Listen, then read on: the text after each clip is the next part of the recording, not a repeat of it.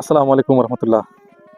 আমি এই মুহূর্তে অবস্থান করছি চিলমারি সেই রমনা নদী বন্দর। আর সেই চিলমারি রমনা নদী বন্দরের মেইন পয়েন্ট যেটা হচ্ছে সেটা হচ্ছে এটা। আর সেই মেইন পয়েন্ট থেকে দেখার চেষ্টা করছি, এখানে একটা মেইন পয়েন্টে একটা বট গাছ আছে যেটাতে নর্মালি এখানে বসে অনেকে রেস্ট নেয় এবং ওখানেই হচ্ছে মেইন পয়েন্টটা। আর তারপরে এখানে যে বিআইডব্লিউ এর যে আহ, নৌকা স্ট্যান্ড যেটাকে বলে সেখানে এসে দাঁড়ায়, সেখানে এই যে যাত্রীরা এখন পর্যন্ত এখানে ভিড় করে জমে আছে এবং তারপরেই এখানে অনেকগুলো যে নৌকা আছে যারা যাত্রী বহন করে যে নৌকাগুলো সেগুলা।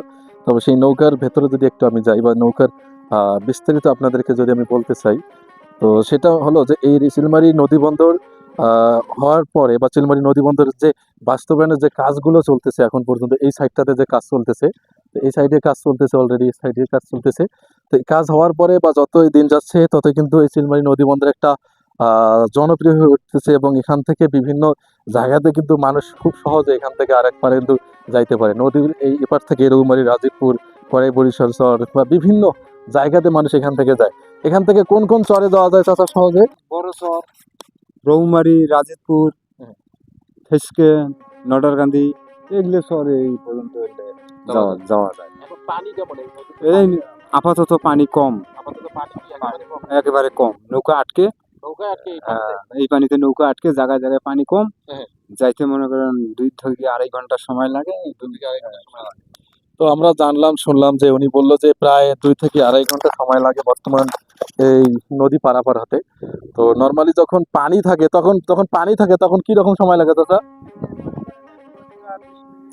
যখন পানি থাকে তখন রৌমারী রাজীবপুর যেতে 1 থেকে 1.5 ঘন্টা সময় লাগে এই চিলমারি ব্রহ্মপুত্রের উপর দিয়ে এই পানির উপর যে নৌকাটা চলে সেই নৌকা দিয়ে যেতে।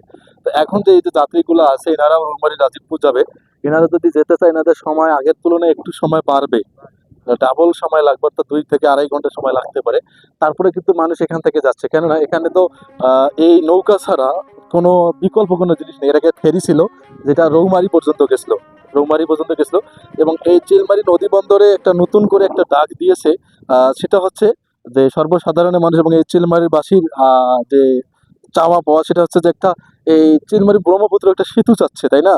সেতু চাচ্ছে, সেইটার বাস্তবায়ন কিন্তু চলতেছে, অনেকে কিন্তু আন্দোলন করতেছে। তো সেইটা যদি হয় তাহলে হয়তো বা এখানকার মানুষ খুব সহজে যেতে পারবে ওই সেতুর উপর দিয়ে। আচ্ছা আচ্ছা, যদি সেতু হয় তাহলে কেমন হবে আপনাদের নৌকার?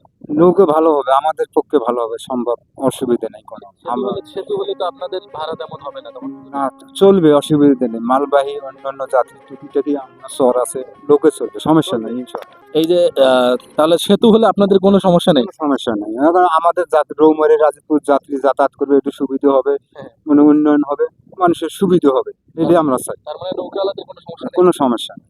তো সত্যি বলতে নৌকাওয়ালারা যারা ছিল তারা বলে যে যদি এখানে সেতু হয়, যদি ব্রহ্মপুত্র সেতু হয় তাহলে তাদের কোনো সমস্যা হবে না বা তাদের কোনো কিছুতে আটকাবে না। কিন্তু তারা বলতেছে যে যদি যখন সেতু হবে তখন কিন্তু নর্মালি বিভিন্ন চরে কিন্তু মানুষ যায়, শুধু সেতুর উপর দিয়ে না, তখন আরো নৌকা ভালো চলবে এমনটা ওনারা প্রত্যাশা এবং এমনটা আশা করতেছে এই নৌকাওয়ালারাও কিন্তু।